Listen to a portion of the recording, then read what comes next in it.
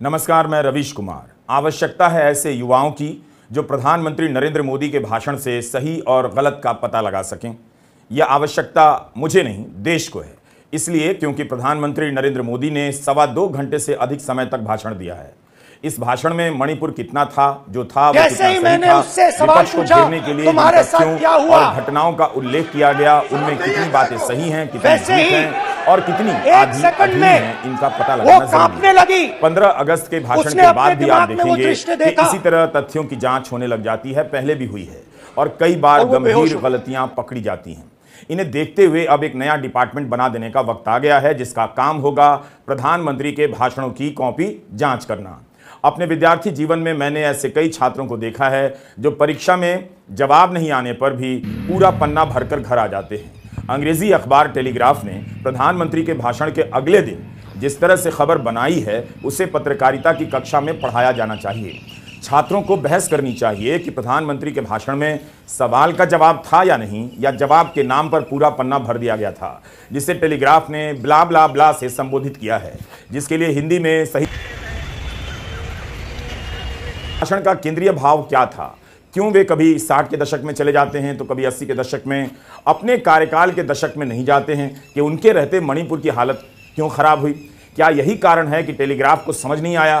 कहीं ऐसा तो नहीं कि बाकी संपादकों को भी वही समझ में आया जो टेलीग्राफ को आया, मगर वे टेलीग्राफ की तरह कहने की स्थिति में नहीं है। नौकरी खतरे में न पड़ जाए, इसलिए प्रधानमंत्री के भाषण के गुण गाओ और अपनी अपनी नौकरी बचाओ। टेलीग्राफ ने जिस तरह से पहली खबर बनाई है, उससे साफ है कि यह कहने का प्रयास किया गया है कि प्रधानमंत्री ने इतनी देर तक बोला है, सब बोला है, लेकिन क्या बोला, इसलिए ब्ला ब्ला ब्ला से पन्ना भर दिया है। तो आप पाठकों को भी इस तरह के भाषण पर ऐसी ही कॉपी पढ़ने को मिलेगी। आप ही तय कीजिए कि टेलीग्राफ की यह कॉपी प्रधानमंत्री के भाषण का प्रतिबिंब है, रिफ्लेक्शन है या कैरिकेचर है।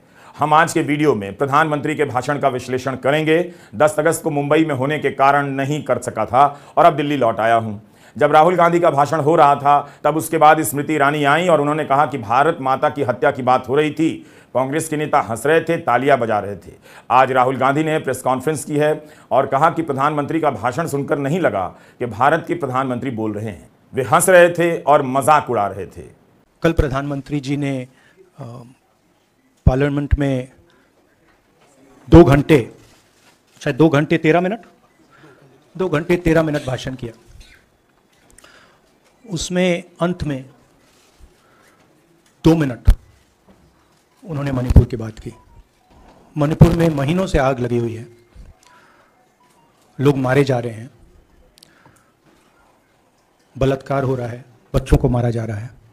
और अगर आपने देखा होगा कल, तो प्रधानमंत्री हंस हंस के बोल रहे थे, मुस्कुरा रहे थे, जोक्स क्रैक कर रहे थे, हंस रहे थे। ये उनको शोभा नहीं देता है।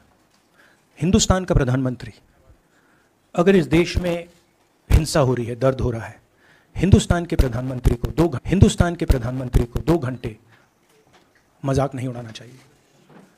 विषय कांग्रेस नहीं था, विषय मैं नहीं था, विषय मणिपुर है। मणिपुर में क्या हो रहा है और उसको एकदम क्यों नहीं रोका जा रहा है, ये विषय है। मैं आपको अपना एक्सपीरियंस देता हूं, जो मैंने शायद अभी तक बोला नहीं, शायद पहले बोल देना था। मैं अब तकरीबन 19 साल से राजनीति में हूं और मैं हर स्टेट में गया हूं। बाढ़ आए, तूफान आए, सुनामी आई थी, हिंसा होती है, हम जाते हैं। 19 साल के एक्सपीरियंस में जो मैंने मणिपुर में देखा और सुना, वो मैंने कभी पहले नहीं सुना था। मैंने पार्लियामेंट में बोला कि प्रधानमंत्री जी ने, अमित शाह जी ने भारत माता की हत्या की है, मणिपुर में भारत को खत्म कर दिया है। मैंने ऐसे नहीं बोला था, ये खोखले शब्द नहीं है। अब आप सोचिए, प्रधानमंत्री नरेंद्र मोदी अपने हर भाषण में क्यों याद दिलाते हैं कि कांग्रेस के दौर में विपक्ष की सरकारें गिराई गई, या क्यों नहीं बताते कि उनके 10 साल में यह सब बंद कर दिया गया है? उनके समय में वही सब क्यों चल रहा है जो पहले चला करता था? आप पूछिए। आप सभी दर्शकों की आंखों के सामने इस 10 साल में विपक्ष की कितनी सरकारें गिरा दी गई हैं। राष्ट्रपति